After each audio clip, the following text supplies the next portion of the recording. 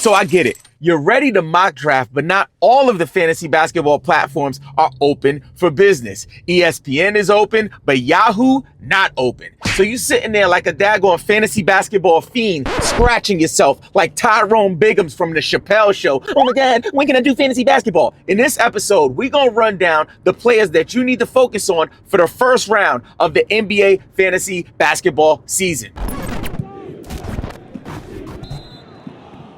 So the first player I want to talk about is the Joker.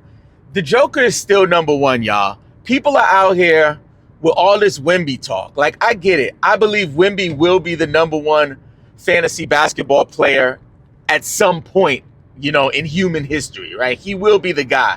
But right now, the Joker still has it. Last year, we had a lot of debate about who's number one, who's number two. Guys, for me, especially if we're talking about points leagues, I'm going to go with the Joker every single time. In points leagues, according to Yahoo Fantasy Sports, he ended the season at number one. He averaged a whopping 29.6 points per game, 12.7 points per game, and 10.3 assists per game.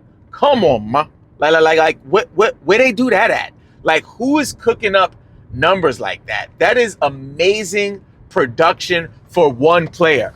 Jokic, honestly, it's like having two players in one, the kind of production that he puts up. Because when he is performing at a high level, he's still going to give you first round value.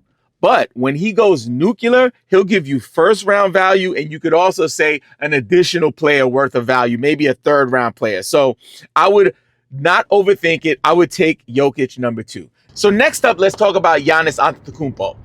This is shocking to me. According to NBA.com, the early rankings that were submitted from RotoWire to NBA.com from my man Alex Baruth, a big shout out to Alex, they had Giannis at number two, which is kind of insane to me.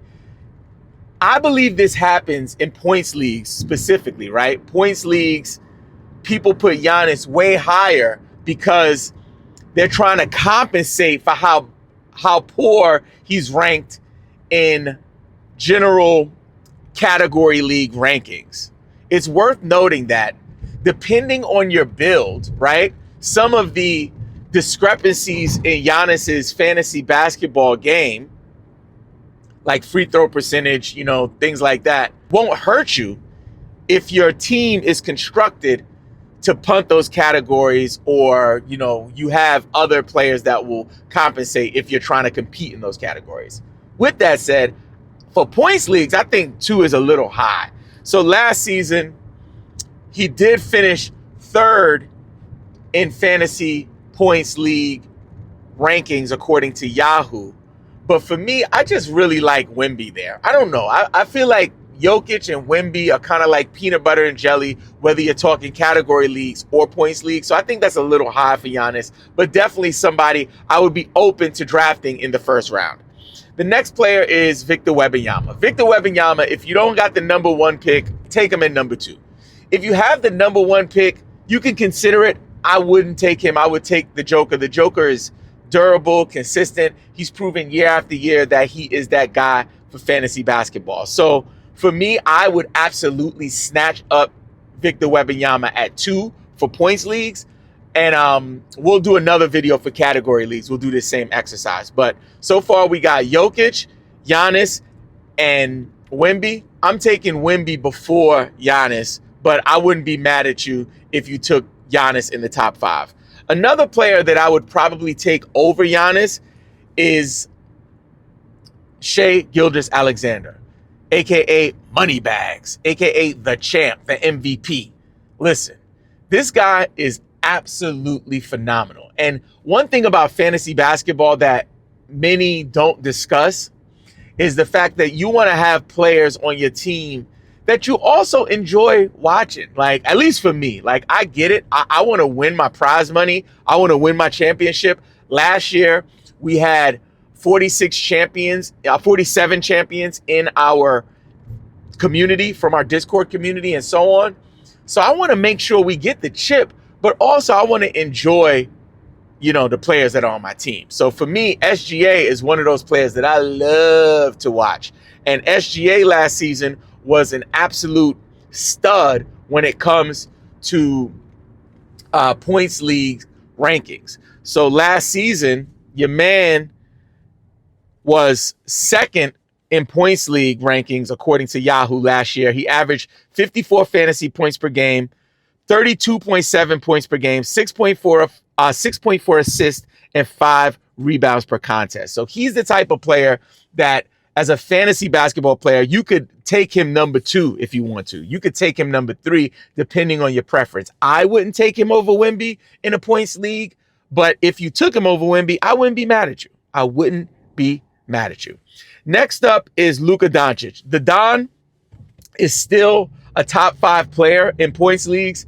I think we didn't see the true version of what we're going to get from him in a Lakers uniform. So I'm excited to see what he can do in a full year of action.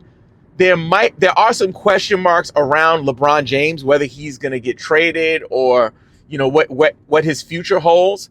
But either way, LeBron there, LeBron not there, Luka Doncic is still a top 5 points league player, in my opinion.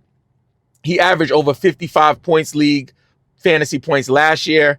And, he continues to finish in that top 5 every single year. The next player is new to the first round. Actually, one of my favorite young players. And last year, folks were thinking about moving him into the first round. And I even saw him go in the first round in some mock drafts, but people didn't know yet, right?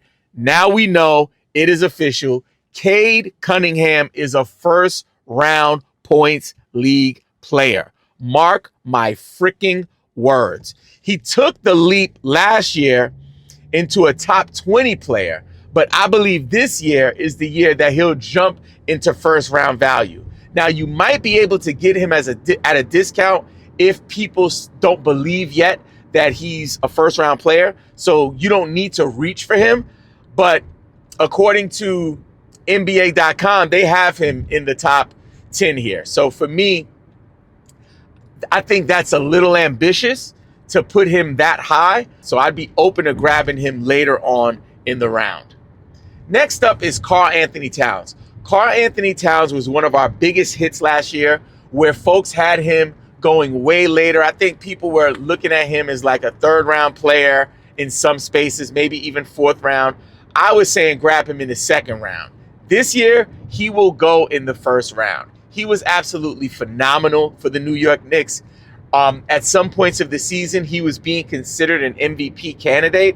I believe that he will continue that high level performance. He finished the season last year, according to Yahoo, and all of these rankings from last year are from Yahoo. So I'm not going to keep repeating myself. I'm already chilling with you in the car, right? Like, we out here talking about fantasy for daggone 15 minutes or whatever. I don't know how long this episode is going to be, but any way you look at it, for Karl Anthony Towns, he finished 4th in points league rankings last year. Now, one thing that's worth noting is that scoring and rebounding was always something that he hung his hat on.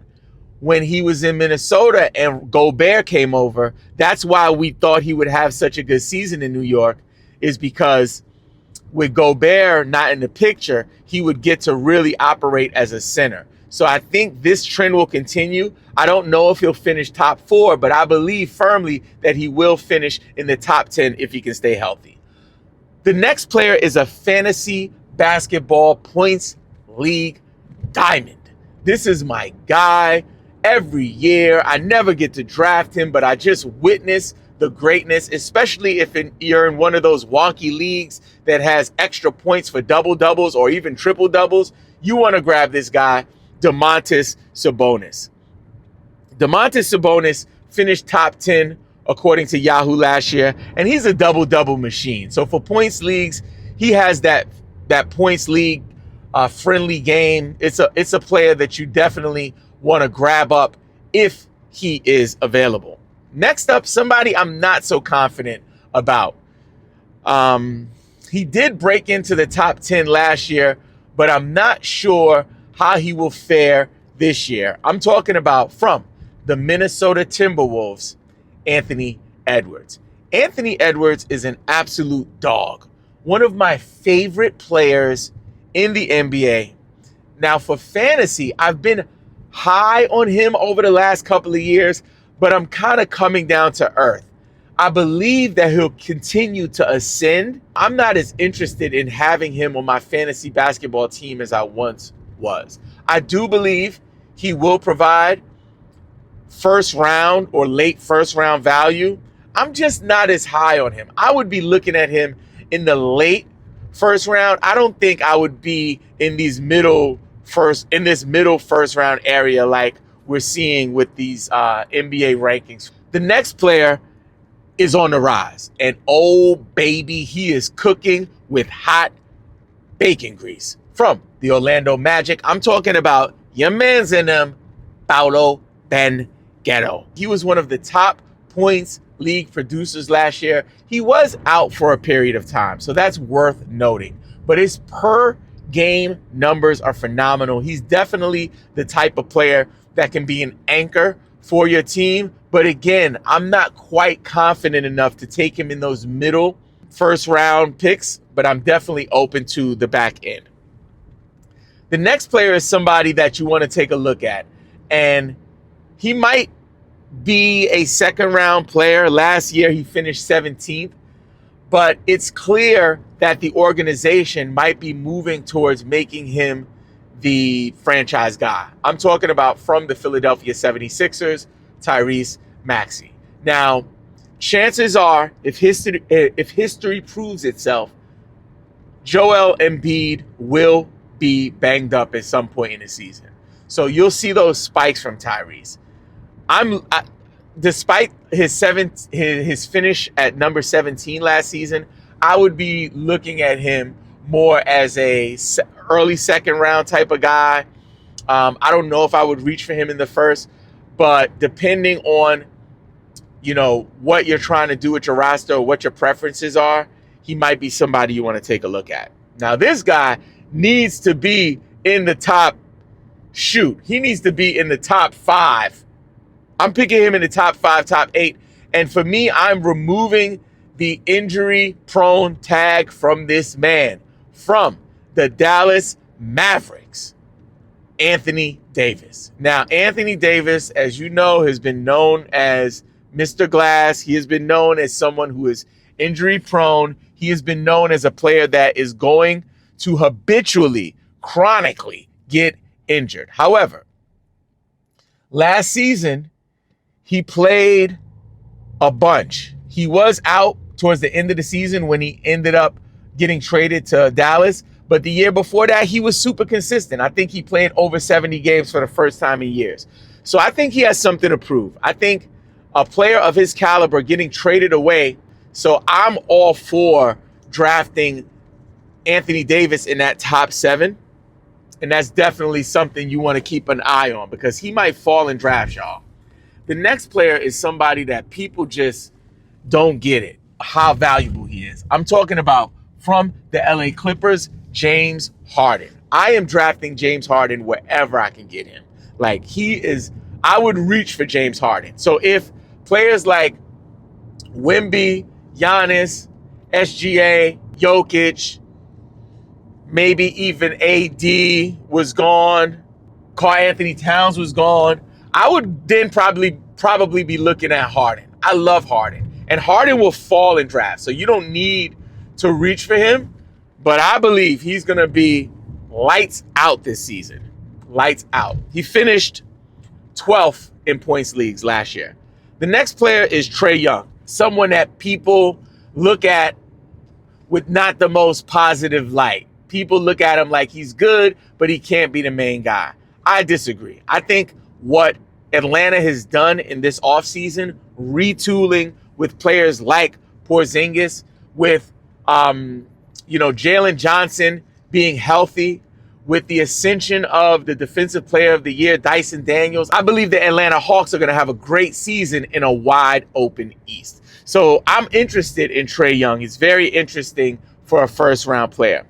A couple other folks who are outside of the first round, but you still want to pay attention to, Devin Booker is going to have the house to himself. It's going to be like Macaulay Culkin in Home Alone slapping his cheeks.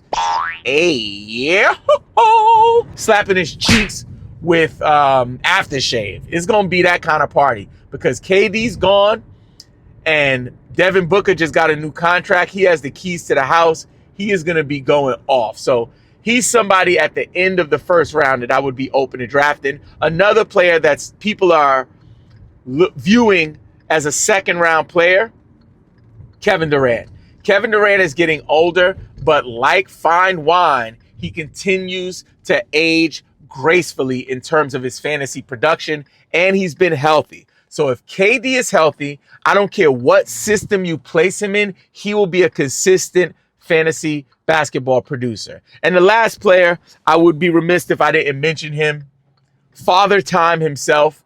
I wouldn't be mad at you looking at LeBron James in that late first round, early second round, because just like KD, despite his age, he continues to perform. And honestly, we have never seen a player perform at this level at this stage of his career. So having LeBron James, one thing that's worth noting that he's been durable throughout his career. However, where he is now, he's chasing records. So he wants to play. He wants to get every minute in. He wants to break every record. So where he was a few years ago when he was drinking wine on the sideline, it's not that LeBron James. This is the LeBron James that's trying to chase every record available for NBA players. I believe he's approaching, this season, he will break the record for most games played for any NBA player. And that's huge. So just know, if you get LeBron James, you're not going to get 2010 LeBron James, but you're going to get a 24 point per game scorer and a guy who's going to grab 7 boards and distribute maybe 6 to 8 assists a game, depending on what system he's in. Especially if he gets traded, things could get really exciting really fast. Now that you know which players you need to be looking at in the first round, check out this episode about how you can win your fantasy basketball draft.